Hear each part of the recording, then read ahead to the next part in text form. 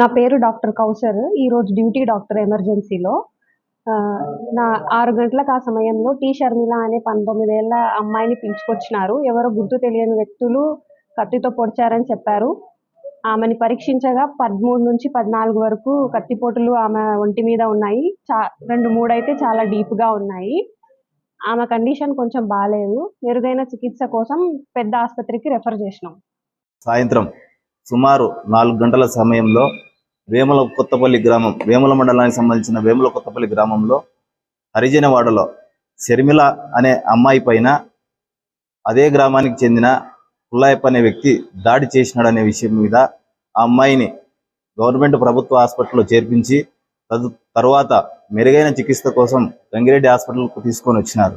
దాని మేరకు నేను ఇక్కడికి వచ్చి విచారించగా అతను భాస్కర్, అతని కుమార్తె అయిన షర్మిల ఇంట్లో ఉండగా అదే గ్రామానికి చెందిన పుల్లాయప్ప అనే వ్యక్తి దాడి చేసినాడని ఫిర్యాదు చేసినారు.